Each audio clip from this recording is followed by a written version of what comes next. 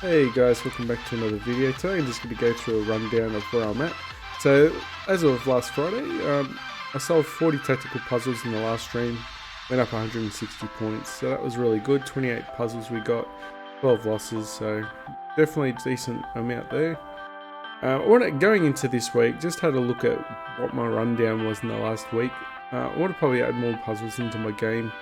I've dropped off a little bit, so I did hit my high peak of puzzle streak at 34, and that was just amazing. That was pretty good. And then Racer, I hit 47 the week before that, but this week I was a bit slow.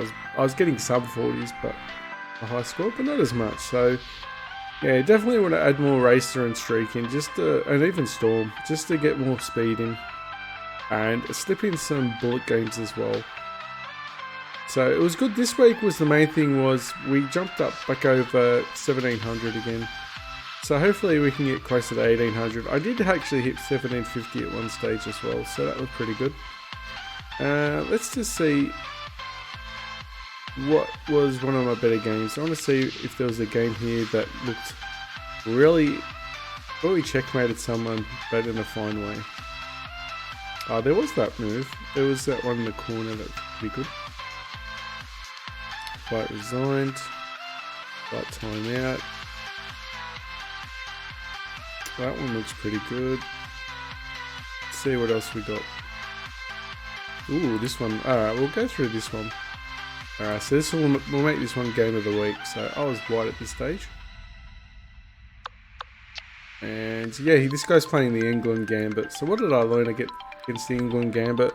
England Gambit, hopefully I didn't do it in this opening, but typically when you put your bishop out here, it just opens up.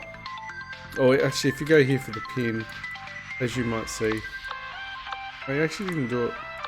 Sometimes what happens is you take this pawn and they take back, but they bring out the knight and you bring the bishop out, and this diagonal's open, and then you lose your bishop for free, which didn't happen this time, so lucky enough.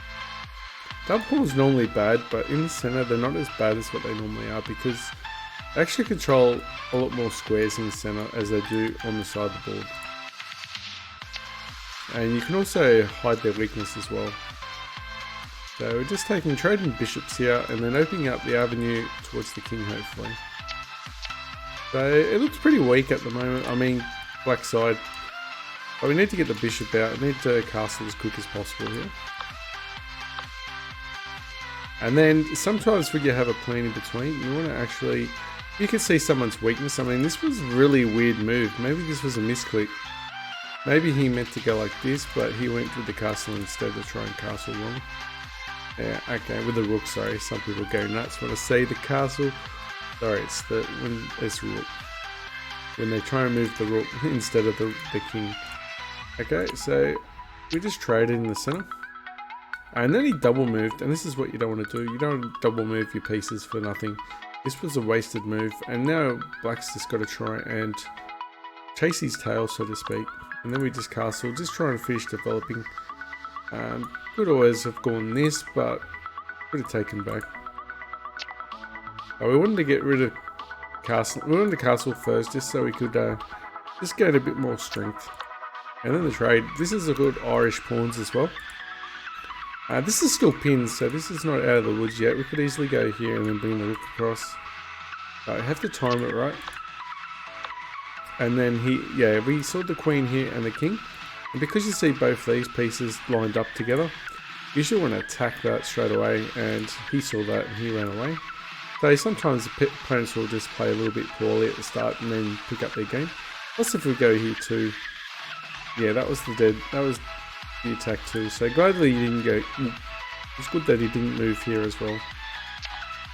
We take back, he retreats. Now this is a really bad square for the king, because he's only got 2 squares to go to. Now he's cut off. So whenever your opponents, when you're thinking about checkmating your opponent, you've got to think about, when you first look at the king, if he's got hardly any squares to go to, that's when you should actually start thinking about checkmating your opponent.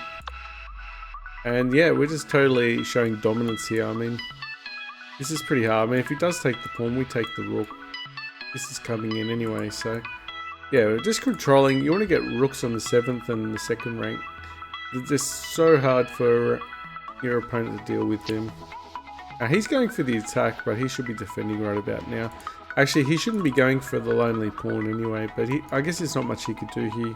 Maybe go back and then think about getting the knight out, because his biggest issue here was not developing in time. And the England gambit is pretty weak. You just got to have your opponent get caught off guard, like I have in the past, where you get this square here, the knight comes out here, the bishop's here pinning the king, and then of course you think it's pinning the queen actually, and then the queen comes in, that loses the bishop. So, but we didn't fall for that. And sometimes you have another shenanigans over here, and black can checkmate pretty easy. It's very embarrassing when that happens. We're just glad we didn't fall for that. Problem is now he's defending here. Well, that's good for him, but at this stage I was thinking more like just trying to sacrifice maybe a rook. What could I do here? Just trying to go for the attack. He's got this attacking, defending here. And also, this is also checkmate as well if we're not careful. But if he could go down here, we could take, and then he takes back down here. And then he's got me mated, so that was pretty hard. So if he did go back down here, I would have to probably go here to stop getting mated, and then take here, and then have to come and defend the knight once the rook comes down. I don't think he has enough time for that anyway. Okay, so now we go for this. This is very interesting. I mean, if he takes here, he can take back. He's just going to lose here. If he takes here, we've got this checkmate as well. So this was probably the move of the game.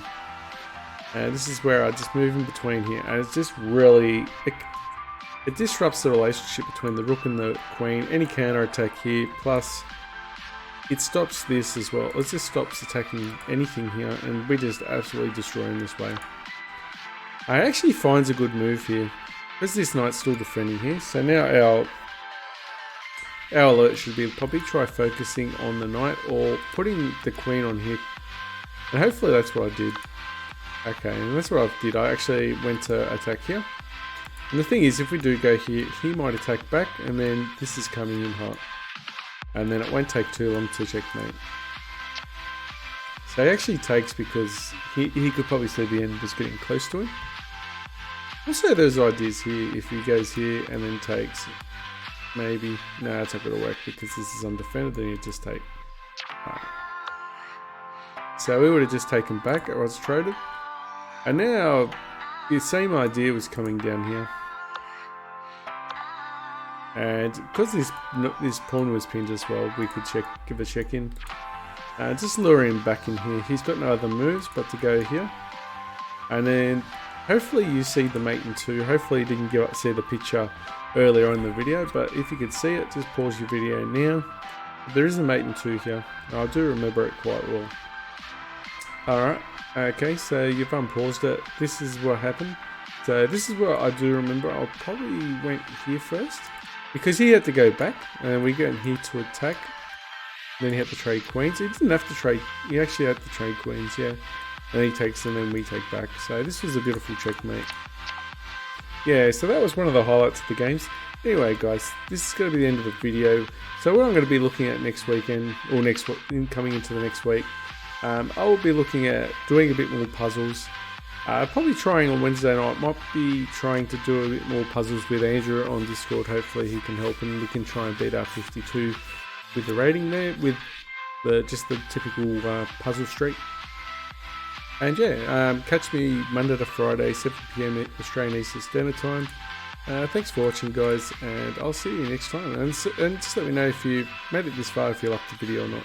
Definitely going to try and add more YouTube videos, and this is just a Sunday wrap-up sort of thing of my game style, so some people might not like it, but hopefully some of you that are following me and just following the journey, definitely hit the like. And also, if you've hit any milestones with your games as well, feel, in the comments put it in what you've hit. Oh, I've hit 2,000 this week, or I've hit 2,500 puzzles, just anything, just to show what you're striding for. And good luck, guys, and I'll see you next video. Bye, guys.